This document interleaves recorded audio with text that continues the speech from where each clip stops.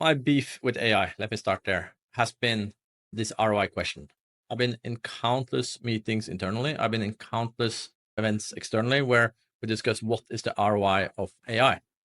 I don't think necessarily when, let's say, the first computer started to become mainstream, that the first question was, what is the ROI of a computer, or what is the ROI of internet? Or in general, if you try to get innovation, the ROI question is in a way a very bad place to start. I have consciously tried to just ignore those discussions and those requests to make the business case, and rather just enable some tools. Let's just get us started. If it gives us 10% pickup rate or activation rate, maybe that's good enough. If we get 50, great. Maybe we're able to simplify some processes, some manual stuff here and there. And I know my manager wouldn't be happy with me saying it, but I think this organic approach on the culture part of it is the only way to go. Welcome to the HR Impact Show, where we have honest conversations with people leaders about building great workplaces. My name is Dorothy. I'm the CEO and co-founder of EngageRocket, and I'm your host on the show. EngageRocket is a HR technology and advisory company that helps organizations improve employee experience from hire to retire. Our guest for today is Alexander Bøe. He is the head of people and operations at Telenor Asia. We're very excited to be diving into his experience in analytics for HR, as well as his insights in building the future of work. Welcome to the show, Alexander. We're very excited to have you here.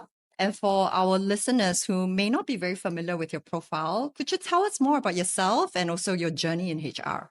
Thank you for having me. It's good fun being part of a longer conversation. My name is Alex. I work in Telenor Telecom Company. My journey in Telenor, in HR in general, has been, I would say, consisting of three parts. I started out in analytics. I feel very old, but this was in the days when you decided whether you want to do analytics or not. And I was fortunate working in an oil and gas company that decided to do analytics. That quite early grasped on in the intersection between sort of analytics and leadership support, decision support. That was where I did my operations here and had a lot of fun with it. Second phase has been on executing on other people's change agendas. So some changes to happen, some transformation, some implementation, something like that. And then you're trusted to execute on that. The latter part of my career, or the last few years, has been also about developing that change agenda yourself, trying to pivot your HR practices, your organizational structure, your needs based on markets, opportunities, business growth, etc. So that's been the three phases. I would love to dive more, of course, into your analytical background and also how you manage change. But before that, of course, Telenor is a Norwegian headquartered company, and you also moved from Norway to Singapore. So out of my own personal curiosity, how was that transition like? During my school days, I've spent exchange program in Norway. So there are a bit of difference, right, from a Scandinavian country and then a Southeast Asian country. What are some of the key differences that you see? Tell us more about that transition itself. It is a difference for sure. I think the benefit of moving around inside your own company is that you still have some sort of foundation that you know and trust. There are some sort of company values or company culture that you recognize in any market you're in.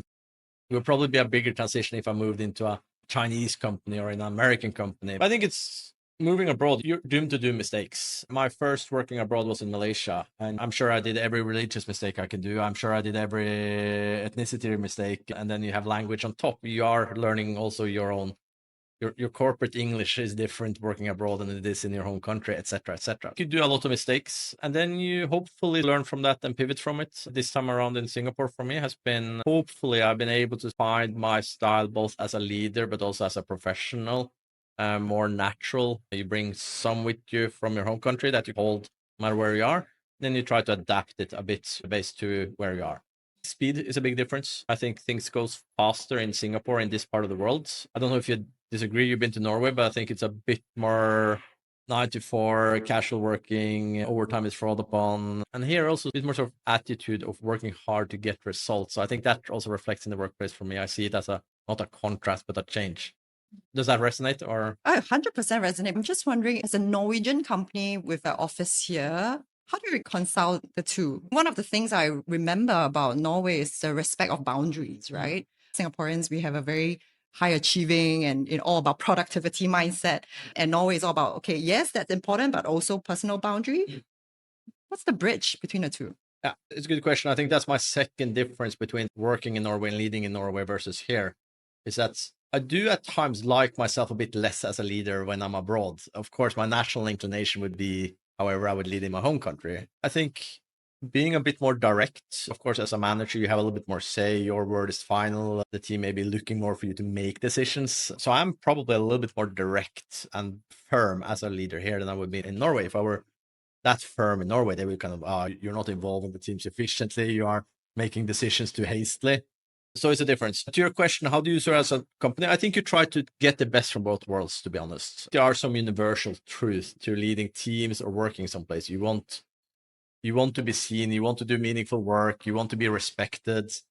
So of course you bring that with you, and that resonates quite well with my Singaporean colleagues. And then I think it's not really which is better or worse, but I also do like that, for instance, I mentioned change. Change goes faster in Singapore, partly because you can decide change to a larger extent. So you try as best as you can to take both. But for Telenor, I think it's been important to uphold some sort of Nordic leadership values in our markets. I hope that my Singaporean colleagues feels working in Telenor is different than working in another telco or in another company. So we picked up something that you said, which is you've highlighted that many companies struggle with AI. And obviously AI is a hot topic for the last few years. And many companies struggle with it, especially in HR, because of poor data structures and fragmented system. Oh, I love it. So would love to hear from your point of view, what can organizations do to fix that? I started my career in analytics, and the first thing was that we were given unlimited access to the master data, only to realize that the master data was horrible. We will be sitting here cleaning data for 2-3 years before we will even get to the analytics stage. Even less so getting into predictive analytics, how to get there if your data is bad. So I think it is a problem. If you take the finance function, they come from a history of structuring data, reporting, forecasting, these sort of things. HR doesn't have that background. So you start, of course, with a bit of a handicap. But I don't think it's unsolvable. If I were a company starting on analytics now, I would probably be a little bit unambitious of how far back. It's more about how do you build the data for the future. And then luckily, there's a lot of softwares. I remember back in the days, it was a lot about, okay, you need your lake and you need some architecture on top, and then you need some analytics tool on top. Now there's a lot more aggregators and others that kind of help you a little bit. So although your data is a little bit strange and a little bit all over the place, at least you can combine it and get the tools to help you. My advice would probably be start somewhere.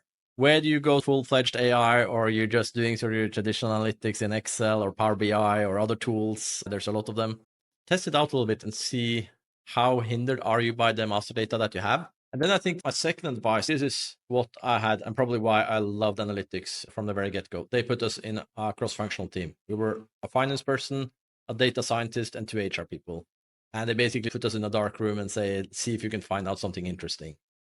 And it is, of course, clear that a data scientist, a data miner that is good at doing that, he can probably clean and structure the data in a very much more efficient manner than what I as an HR person would do. I would probably have been sitting there for a year. He could maybe do it in a week. So I think that's my second advice, that when doing analytics, doing AI, I think what capabilities do you need? And maybe it's about also setting together more cross-functional teams, having multiple capabilities built in together. Again, I mentioned the finance guy. It was pretty funny when we were doing people analytics and adding some sort of financial data on top. How useful it was, I don't know. This was the early days, but you were getting a very different lens and perspective than it was only HR people doing HR analytics. I think that makes a lot of sense because there are obviously a data analyst who is very good at what they do, but without the business context, then it's also just looking at the number without understanding it fully. But cross-functional team then layer on all the different inputs that then help drive an insight that truly makes sense. Coming back, I think it's not common for HR professionals like yourself to start from analytics, having some appreciation of data. I mean, to your point, we are not in an era now where you can choose analytics or not. Almost everything we do needs to be backed by data. We all need to have an affinity to understanding or be a user of data. What would be your advice to HR professionals, both new joiners as well as seasoned HR practitioners, to get closer or upskill themselves? I will be a bit bolder than you. I think many people have chosen HR careers because they like to work with people and don't necessarily like data and numbers and statistics and maybe even Microsoft Excel. And then all of a sudden we're telling them, by the way, you're going to do analytics where you need those skills. So it is a bit of a predicament for HR that historically, at least, you recruit the profiles that are not naturally inclined of doing this. and maybe have actively chosen away. Some people would want to stay in the comp and ben field. Some would want to stay in your HR advisory field. Some would maybe do analytics. But I still think all needs a certain foundational layer of analytics. And where do you start? To me, I know it's a bit boring, but it starts with the tool. At least don't look at Microsoft Excel as some sort of evil invention by Microsoft. Maybe embrace it a little bit, start to learn some formulas, spend a little bit more time with other functions that are doing analytics as well, and get that a little bit of inspiration. If you take a comp and ben area, you don't need to apply a lot of analytics before you lift the quality of your work with quite a lot. So a very good sort of effort to payout ratio. I get a little bit worried if I take sort of HR advisory functions, or HR BPs, or HR advisors, very sort of strong opinions of what we should do or what is the problem of the pain point. But very often I don't see the linkage back to the statistics that they have. If you ran a pulse survey or an engagement survey, why are you not linking your data to the problem you're trying to solve 3 months down the line? Those data are still valid. I think two things: learn, build a little bit of confidence on the core foundational tools. I think once you have a little bit of confidence, everything goes a little bit easier to get inspiration from other functions that are also doing analytics, and then just be more data-driven. And data-driven doesn't need to mean analytics, but you just back up your own arguments with a little bit of data, because that also gives some confidence around processing data. Okay, so I have many follow-up questions. The first one on foundational skills. Besides Excel, what else do you think HR can immediately pick up? I mean, Excel is a very straightforward one. At the minimum, learn the basic formulas that you can quickly use. What else? No, so I think, and this is where the field has gotten super interesting. There's so many software tools out there, and I'm not even sure if I know all the tools that we have in Telenor on this. The reason why I'm focusing a little bit on foundations is because they also teach you quite a bit on math, statistics, visualization of data. But yeah, start there, move into the other tools that you have available at your disposal. Thirdly, I think most, at least bigger companies, they buy a lot of data, whether it's from compensation vendors, whether it's from consultancies. Use that data for something. And then most of these vendors, again, have dashboards. Get familiar with those. That's also a way of learning statistics and whatnot. Unless you don't want to take your PhD in statistics, I think my best advice is to just learn the tools quite well. I can't agree more. I mean, obviously at EngageRocket, we run employee surveys for organizations. Often I would just, get frustrated when organizations like, I don't really want to look at the dashboard. Just give me a PowerPoint deck of all the insights. The dashboard is there for a reason. But to my point on employee surveys, and just now you talked about it, linking pulse survey results 3 months down the line and see the impact it has created. Is there any experience or any interesting insights that you have uncovered through a survey data and its impact on a business outcome? Yes, I can give a concrete example, but before that, I think you need to acknowledge that an employee survey is a snapshot of the organizational health at that moment. And over time, it loses relevance because things happen, leadership changes, you got a new role, etc. But it's still a fantastic data tool. In our case, we run it on 12,000 employees across multiple geographies. It gives you a lot of data to compare and run a comparable analysis across. I think one example is we have an operation in Bangladesh. It's a fantastic operations. If you go there, you will really understand what corporate culture is. It just feels tremendously different than any other business in Bangladesh. Fantastic pulse results.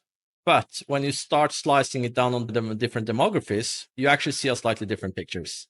And you only see that once you go a layer or two down on your data. For instance, one of the most short tenured employees are struggling more than the long tenured employees. And of course, it's just been an established truth that everybody has a very good time in this operation. And we've had that established truth for years. And then once we did analytics, it's actually, yes, the majority is very happy, but they're also covering for the ones that are having less of a good time there. And that probably has something to do with our ability to innovate and change, because you cannot go by the majority vote or the majority opinion all the time. You need those people, new joiners, minorities in different kind of shapes. You need them to challenge the majority in order to actually have some substantial change, diversity and inclusion discussion. So I think that's one example where we just get out of the PowerPoint, get out of the dashboard, just download it in Excel and drill one level down. And all of a sudden the answers looks different. So many things that you're saying that I agree with. And one of them is surveys is snapshot in time. What's the approach to employee listening within Telenor? Are you moving towards continuous, or is there other ways that you're looking at listening? We have an annual big surveys, to call it that. And that is a baseline where it's linked to bonus scorecards for leaders. It's linked to where is our organization heading in terms of the change journey, et cetera, et cetera. Then we call them pulse service, but smaller service throughout the year. But I'm probably criticizing myself a bit here, but it feels a bit old school, to be honest. Whether you do it once a year or 2 times a year or 4 times a year, its ability to get data in real time is there. So why are we doing very planned cyclical surveys? I'm not sure. I'm probably in a position to change it. I just haven't come around to it yet, but I would wish we did much more micro surveying. And I wish some of these things we could also get access to data from other places, other sources. I think that is the future, but we haven't taken that journey yet. I know you're a big promoter of the usage of AI. How do you prove the ROI of AI initiatives? So I think there's a political correct answer and my approach to it. My beef with AI, let me start there, has been this ROI question. I've been in countless meetings internally. I've been in countless events externally where we discuss what is the ROI of AI. I don't think necessarily when, let's say, the first computer started to become mainstream, that the first question was, what is the ROI of a computer? Or what is the ROI of internet? Or in general, if you try to get innovation, the ROI question is in a way a very bad place to start innovation projects. Of course, implementing AI, depending on how you do it, of course, if you want to create your own language model, you need billions of dollars. So I think very few will do that. Somewhere that 80% of all investment into AI comes from the 4 same tech companies in the US. So how are you going to compete with those R&D budgets? I don't know. But even smaller things, your AI tools, they are not for free. But I have consciously tried to just ignore those discussions and those requests to make the business case, and rather just enable some AI tools. Let's just get us started. If it gives us 10% pickup rate or activation rate, maybe that's good enough. If we get 50, great. Maybe we're able to simplify some processes, some manual stuff here and there. And I know my manager wouldn't be happy with me saying it, but I think this organic approach on the culture part of it is the only way to go. You just need to allow it to the employees. And then you over time need to see, is it picking up or not? Because I think employees have a tremendous ability to figure out what is efficient and what is working for them and not. Then I think a little bit more on the enterprise level. Is AI important to telecoms, for instance? Many companies have it, but it is a bit discouraging discussion. If we take the use cases and split them in 2 buckets, the perform bit, something that makes you more efficient today, I think the use cases are there. They're quite evident. It means employees can free up mundane repetition work and do other stuff instead. On the transform side, the more sort of fundamentally, does AI give us some new business opportunities? Are we able to generate more value for our customers, or maybe even create new products that was not before? It's going a bit slower than what I expected, to be honest. I thought, I'm a bit of a fanboy here, so I'm biased, but I was just hoping that it would pick up more and have a more profound impact also on the transform side, not only the perform side. The performance business case, I think it's quite solid. So let me dial back to what you just said. On the ROI side, instead of leading with ROI, I have to prove to you ROI before we adopt the AI technology, is asking leaders to take a leap of faith, let employees experiment, and then show you the ROI, and then decide which one do we maybe scrape and then which one do we double down on. Yeah, it's a good summary. And I think it's seeing it in a bigger perspective. So if I'm, like everybody else, forced into discussions where you need to justify investments to your workforce. But if I take one of the mainstream, let's take a Copilot. License cost for a Copilot is less than 0.01% of salary cost of the employee. So if you want to talk about ROI, are you getting more in return than 0.01% of the employee costs? Happy listeners will now challenge me and say, it depends how much you're paying your workers, but I get that. But still, are you getting more than 0.01% efficiency in return? Yeah, I think so. It's such a low bar to pass. So that would be my take. If you're forcing me into an ROI discussion, I would say I think I get more than what this is costing me.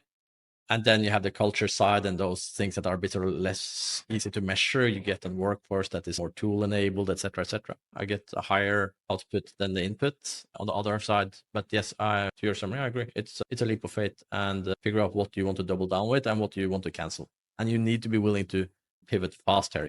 You cannot pay licenses and do servers investments for all future if it's not giving anything. So you need to be willing to cut your losses as well. Let me be a bit cheeky and turn the focus away from the leaders and now to the employees. Then how do you ensure the employees have that mindset of experimentation? Because Telenor operates in many different geographical regions and they come with their own cultural nuances. How do you encourage employees to come forth and say, hey, I want to try that? And even when they don't do that and you are assigning them an AI to Copilot, how do you ensure then there is high adoption rate? I think employees are tremendously good at finding out what works well for them. So that means you as an organization probably need to be a lot on the enablement side. You need to give them access to the tools, needs to be working well. And then I think it's on the upskilling and learning. And again, if we just rolled out Microsoft Word and PowerPoint and Excel today, we wouldn't just throw it out to the organization and assume everybody can use it. I think I see tendencies of Copilot being a bit like that. We just give it to an organization, assuming that everybody knows how to write a prompt and again, put add-ins on top, which kind of help you even further. You need to be willing to, and that is probably where you have the biggest investment. I think that investment far exceeds the licensing cost is on, are you willing to put 2,000 employees or 5,000 employees or 200 employees through AI training with a very uncertain outcome? Because it is a new way and you cannot force anyone there. You can try to lead and you can try to take them along the journey. But if people don't find this valuable, if it doesn't work, I don't think there's that much you can do about it. I think those employees over time risk to become obsolete. I think organizations just need to be very much on the enablement side. It needs to work and you need to train your workforce. And then hopefully the workers themselves take, this is solving a problem for me, or this is good fun. To your question on culture differences, I think that's one interesting one on AI. I have an accent and my English written is not perfect. So when I'm doing formal emails now, AI, it's just a very basic use case, but I'm now hopefully writing better emails because I can pull them through the AI. It's not what AI was designed for, but I think this is one of those employees just find use cases if it's been enabled for them. Just out of curiosity, tapping on your analytical brain, what's some of the data points that you collect or you track to ensure that these trainings are effective? I think it's just that it's too early. And I don't think Telenor has found some sort of silver bullet that nobody else has found yet in AI adoption either. It's hard to quantify it, and it probably goes a little bit against sort of my analytical side of my brain, but it's just to create buzz or not. So again, back to our Bangladeshi operations, I hear talks about AI and what they're able to do with it multiple places in the organization and with a very positive connotation. That's probably my biggest indicator that they're doing something right on it. I take some other parts of the organization, and I'm not going to mention the name, but I don't really hear anything. Like, I know they have turned on exactly the same tools, exactly the same features, but I don't hear anything. That's probably a sign of a lesser adaptation. You could probably, from the data side, get it from Microsoft, get it from the tools, average logons, average usage, etc. But again, I think my preferred method for now is it creating a buzz or not. With all this data analytics and AI, something that constantly get brought up is also ethical concerns. So what's your experience? I'm curious.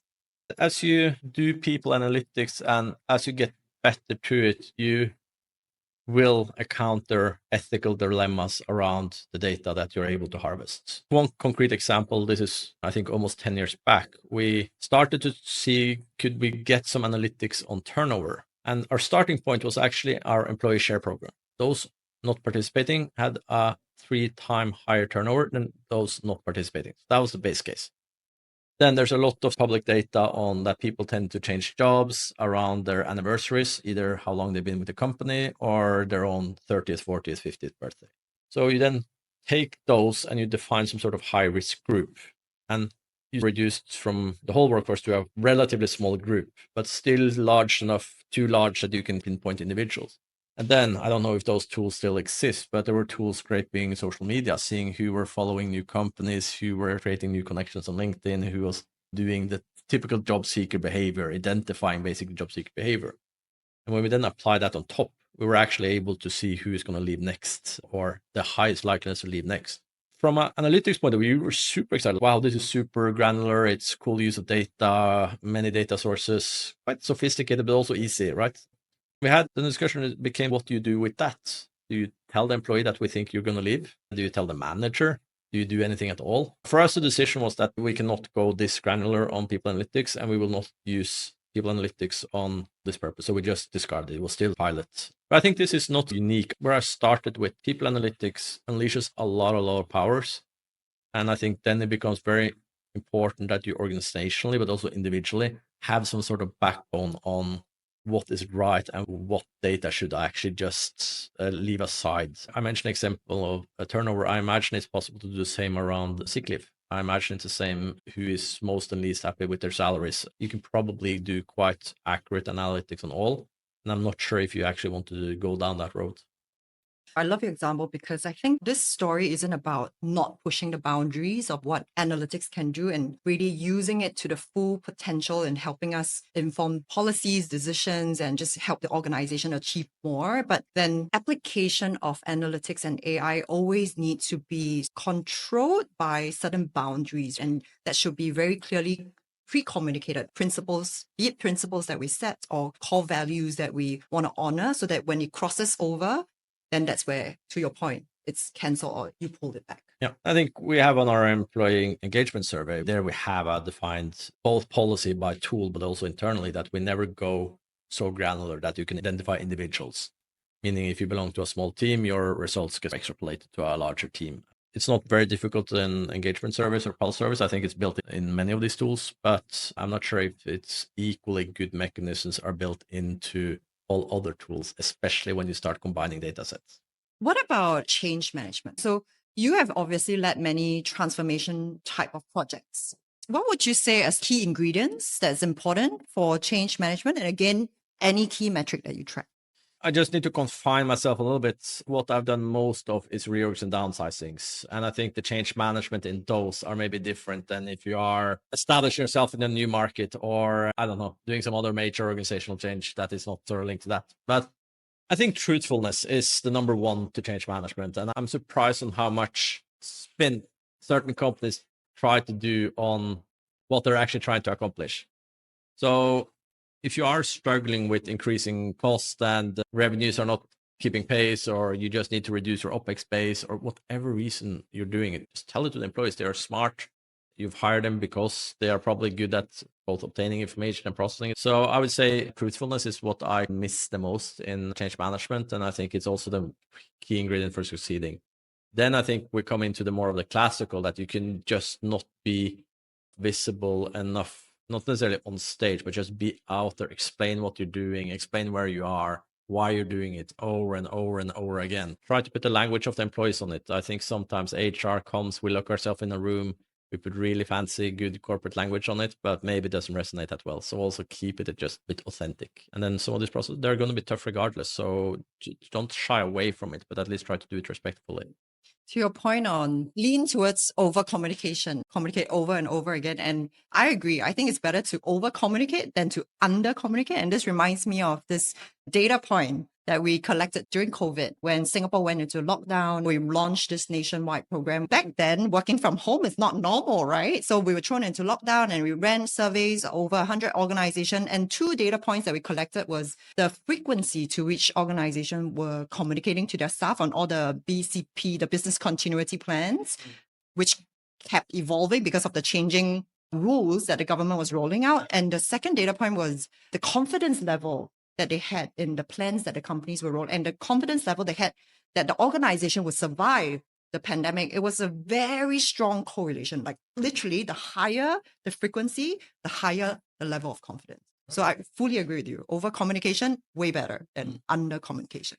I also want to ask you, what do you think is your vision of the ideal workplace of the future? I think it's a very interesting time in that discussion because you now had that flexibility school coming out very strong during COVID, after COVID, almost like a race on who can offer the most flexibility. And if you don't do it, you're a horrible employer. But then you also see some signals that a lot of companies or many companies are pulling back on their flexibility. Some of the American banks, some of the American tech companies. It goes back to data. I think if some of these companies are actually looking at their data, not all are having productivity gain from flexibility. This will come down to some sort of clash at some point in the not too distant future. A bit hard to predict what will be the outcome of that, but I think we will see flexibility continuing. I just don't see that many companies that are able to compete in a pure domestic work from office workforce. But I'm not sure we're going to have flexibility the way we have it today, which, if you ask me, a lot of this has not really been flexibility either. It's just been a lot of rules and regimes about when you can come to office and not, and what you should do where, and this type of thing. So I think it will look different. I think we'll have flexibility. I think we will have even more tech-enabled workforce. Remember, AI is still a very young and immature technology. Once that sort of matures and becomes more usable, imagine what happens when it starts automating tasks for you, which you still need to do quite a bit of scripting to do. This will look very different. For Singapore, I had a conversation with external consultancy this morning, and I was reflecting on it on my way over here. If I look to Singapore, the tremendous journey Singapore has gone from being a developing economy to a really sort of top-notch modern economy has been largely, or to a large extent, been driven by labor, the ability to produce more efficient with higher quality than the others. I think the next phase for Singapore will be on intelligence, not only artificial intelligence, which we like to talk about, but actually the ability to solve complex problems, innovate these type of things, because the competitive edge on labor it is a diminishing activity, and then you need to find something else, whether it's in banking or telecom or else. I think Singapore is in a fantastic position, but the intelligence part needs to be emphasized even more. Not at all suggesting that it's a problem, but I just think that each company are increasingly trying to solve problems that they haven't solved before, and that requires different skill sets than replicating others or solving known tasks. And if I can go back to what you said about this clash, and ultimately that you see flexibility winning, but flexibility not as how it's being defined or how it's being ran today with a lot of restrictions and rules, but true flexibility.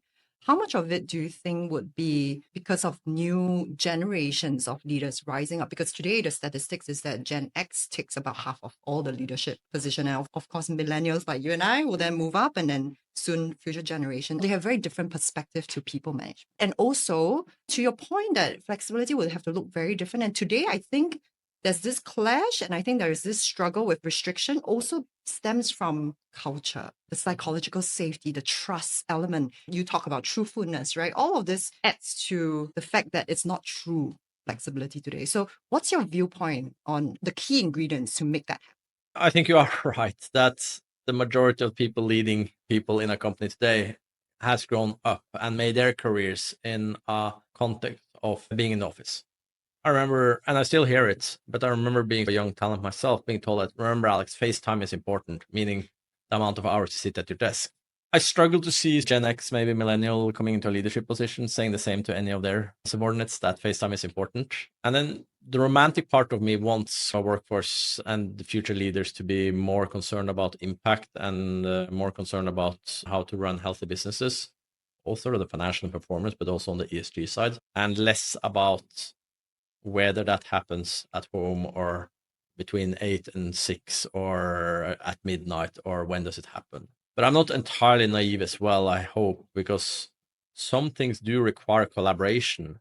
You cannot collaborate at completely different time schedules or maybe even avenues. There is merit in you and me sitting in the same room having this conversation as opposed to doing it over the video. It will be more organic, more natural, and less trying to define, here is our flexible way of work charter. Like that just doesn't feel like very futuristic at all. And if you were to give HR a piece of advice to build towards this ideal workplace of the future, what would it be? HR needs to lean in more on tech enablement. Today, we're looking at the IT and others to do tech enablement for us, but that maybe means expanding the classical HR term, human resources. I think you need to expand it a bit and say HR plus in a way. It's human plus some more. I think it's also about just kick back and relax a bit. Trust your managers. If you have good enough managers and leaders, they are probably able to set up pretty okay routines for their team. Maybe my colleague in finance needs a different structure and discipline on his team than I need on mine. If you have a team, a very young team of new people, maybe you need them more in the office than if you have a team of very experienced people.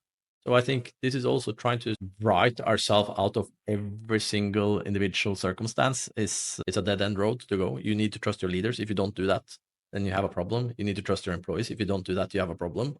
And then you will always have some taking advantage of the system. So you also need to have the mechanisms to catch up those who are at home watching Netflix instead of doing work, or saying that they are working from home, but they are actually sitting on a beach in Bali. But that is 1%, 2%, 3%. Just address those. Don't try to fix those 3% by imposing rules on the rest.